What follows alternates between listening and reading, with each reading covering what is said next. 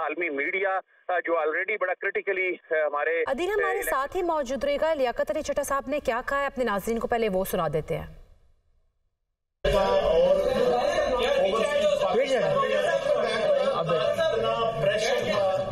मैंने आज सुबह की नमाज के बाद एक दफा मैंने खुदकुशी करने की कोशिश की है, लेकिन फिर मैंने सोचा कि मैंने क्यों ना ये सारी चीजें अवाम के पास रखूं, मैं खुद क्यों हराम की मौत मरूं और मैं ये सारी चीजें अवाम के सामने क्यों ना रखूं। मैं इस कर्म में से गुजर रहा हूं। मेरी तमाम ब्यूरोक्रेसी से गुजारिश है कि अपने इन सियासी लोगों के लिए जो मुख्तलिफ शेरवानियां सवा के मिनिस्टर बनने को फिर रहे हैं, इनके लिए कोई गलत काम न करें। हम लोग कि मैं वो इलेक्शन ठीक नहीं करवा सका और मैं अपने ओहदे से यहाँ इस्तीफा दे रहा हूँ। मैंने जो इस इलेक्शन में गलत काम किया है, रावलपिंडी के 13 MNA की सीटें जो हारी हुई लोगों को हमने जितवाया है, लोगों की 70-70 हज़ार की लीड को हमने उनकी शिकस्त में बदला है और आज भी हमारे लोग बैठ के जेली बोले लगा रहे हैं। मैं माजरत चाहता हूं अपने तमाम रिटर्निंग ऑफिसर से जो मेरे मातहत काम कर रहे थे,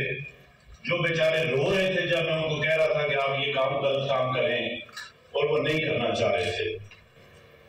मैंने इस मुल्क के या इस डिवीजन के साथ जो गलत काम किया है, मुझे रावलपिंडी के मीडिया का और उन्होंने खुद कहा है कि डिवीजन में हारे हुए लोगों को बहुत सारी जिनकी लीड थी उनको हमने हरा दिया और जो जीते हुए थे उनको हरा दिया और हारों को जिता दिया। आखिर ये मामलात किस तरफ जाते दिखाई दे रहे हैं? जी, लियाकत अली चट्टा की जानिब से जिस तरह ये इंकशाफात किए गए हैं वो और भी बहुत कुछ बता रहे हैं। वो ये बता रहे हैं कि इस वक्त भी कुछ डेवलपमेंट्स हो रही हैं और इस वक्त भी जो रिटर्निंग अफसरान, जो इंतजामी अफसरान हैं, वो इस वक्त भी वो शायद उस प्रोसेस का हिस्सा हैं। जो वो चीज़ें अगर उनको जस्टिफाई करने के लिए शायद ऐसा कुछ मुबैना तौर पर अगर कुछ किया जा रहा है, तो लियाकत अली चट्टा अभी भी अपने अफसरान को भी ये कह रहे हैं कि आप उनका आलाकार ना बने, उन सियासतदानों का जो जिन्होंने शेरवानियां सिलवा रखी हैं और वो इस अंदाज में इक़्तिदार के ऐवानों में पहुंच रहे हैं। तो जहां एक जानिब जो अवाम की विल है, अवाम की उनकी मर्जी मंशा, जो उन्होंने फैसला सुना दिया है, तो वो ये कह रहे हैं कि उस फैसले को तब्दील नहीं होना चाहिए और उसका हिस्सा ना बने वो इंतजामी अफसरान। तो ये इस बात का इम्कान है कि मजीद कुछ आवाजें जो हैं वो आने वाले कुछ घंटों में या आने वाले दिनों में वो सामने कुछ अफसरान की जानिब से आ सकती हैं। जो लियाकत अली चट्टा जो एक बड़े करियर ऑफिसर और उनका एक माजी है, DMG ग्रुप के एक बड़े ब्राइट ऑफिसर, जो अपने करियर की स्टेज पे इस अंदाज में सिस्टम से खुद को अलग करते हुए इंकशाफ कर रहे हैं, तो ये ब्यूरोक्रेसी को हिला के रख दिया उन्होंने। एक इस वक्त पूरा जो इलेक्शन प्रोसेस है, ये एक इंतजामी अफसर, एक बड़े सीनियर अफसर की जानिब से इस तरह का रद्द-ए-अमल सामने आना, उसने इलेक्शन की जो क्रेडिबिलिटी है उसको बहुत बड़ा धचका लगा दिया है। और अब देखना होगा कि आने वाले दिनों में मजीद क्या इस हवाले से, अब चूंकि ये इलेक्शन कमीशन की क्रेडिबिलिटी पर ये बेसिकली एक बहुत बड़ा धचका है, एक धब्बा लग गया है कि अब इलेक्शन कमीशन को इस पे आके बताना होगा कि एक ऐसा शख्स जो रावलपिंडी डिवीजन में इतनी बड़ी तादाद में इलेक्शन को कंडक्ट कर रहा है और वो ये इतना बड़ा इल्जाम उनकी जानिब से लगाया जा रहा है और आखिर उस इल्जाम के पीछे कुछ ना कुछ तो है, तो उस इलेक्शन की क्या साख होगी कि जब एक कमिश्नर जिसके मातहत ये तकरीबन 20 रिटर्निंग अफसरान काम कर रहे थे और वो ये कह रहे हैं कि इस तरह के मामलात हुए हैं, इस तरह इंतखाबी अमल आगे चला है और वो रद्द अमल के तौर पर वो एक एक्सट्रीम अपनी पोजीशन भी बता रहे हैं कि मैं ये एक इंतहाई इकदाम उठाने जा रहा था, लेकिन उसके बाद उन्होंने आपकी बात को कंटिन्यू करेंगे, लेकिन एक बार फिर से अपने नाजरीन जिन्होंने अभी ज्वाइन किया उनको ये सुनाते चलते हैं कि लियाकत अली चट्टा ने क्या इंकशाफात किए हैं।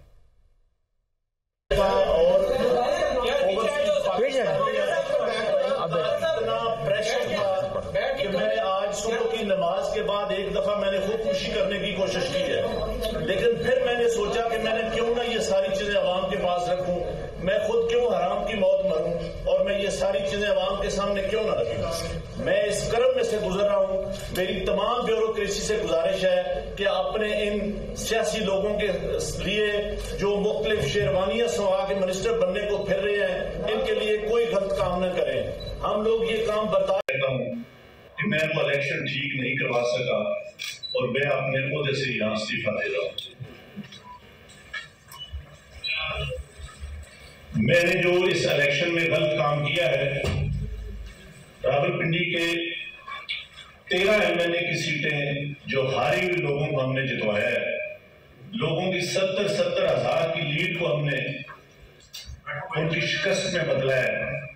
और आज भी हमारे लोग बैठ के जेली मोहरे लगा रहे हैं। मैं माजरत चाहता हूं अपने तमाम रिटर्निंग ऑफिसर से जो मेरे मातहत काम कर रहे थे, जो बेचारे रो रहे थे जब मैं उनको कह रहा था कि आप ये काम गलत काम करें और वो नहीं करना चाह रहे थे। मैंने इस मुल्क के या इस डिवीजन के साथ जो गलत काम किया है, मुझे रावलपिंडी नाज़रीन, गुफ्तगू आपने लियाकत अली चट्टा साहब की मुलाहिजा की है। अदील, अपनी बात तो कंटिन्यू कीजिएगा। यकीनन इलेक्शन कमीशन के ऊपर और तमाम तर इलेक्शन की क्रेडिबिलिटी पर यह सवालिया निशान भी है। देखें, ये अब हमारी अदलिया का एक इम्तिहान शुरू हो गया है। एक अदलिया के कहने पर होने वाला इलेक्शन जिसको पत्थर पर लकीर करार दिया गया था, हर गुजरते दिन के साथ, हर गुजरते घंटे के साथ ये चीज सामने आ रही है कि ये इलेक्शन को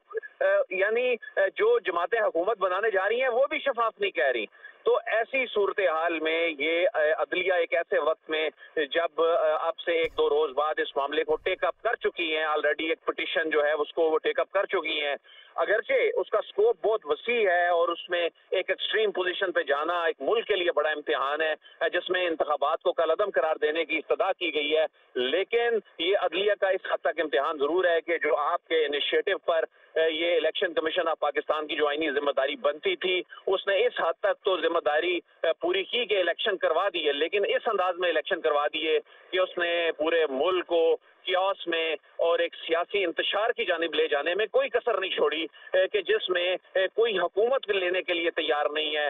इसमें कोई इसको शफाफ कहने के लिए तैयार नहीं है। यानी नून लीग की बात करें वो इस पे उंगली उठा रहे हैं, पाकिस्तान तहरीक इंसाफ की बात करें वो इस पे उंगली उठा रहे हैं, जमात इस्लामी की बात करें वो इस पे उंगली उठा रही है। ये तो हद हो गई कि जो इस इलेक्शन को एग्जीक्यूट करने वाले लोग हैं वो कौन लोग हैं। इलेक्शन कमीशन खुद तो ग्राउंड पे जाके उस तरह एग्जीक्यूट नहीं कर रहा होता, लेकिन उसने इसके कंडक्ट को, शफाफ कंडक्ट को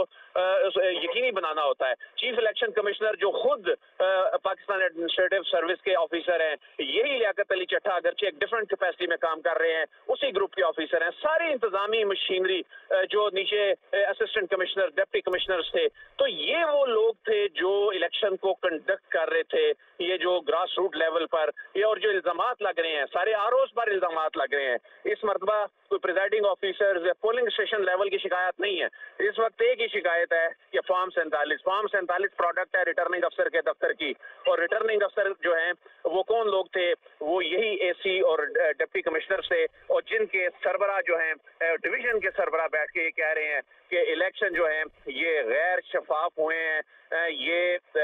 70 हजार की लीड के लोगों को जो है वो हरवा दिया गया। तो बुनियादी तौर पे वो अवाम के फैसला, जो अवाम ने अपना फैसला सुनाया है, वो उसके साथ खड़े हो गए हैं। और वो सिर्फ यही नहीं, वो ये कह रहे हैं कि चीफ इलेक्शन कमिश्नर और चीफ जस्टिस साहब से मुतालिक भी जो हैं वो बात कर रहे हैं और कह रहे हैं कि मेरे जुर्म में चीफ इलेक्शन कमिश्नर और जो दीगर हैं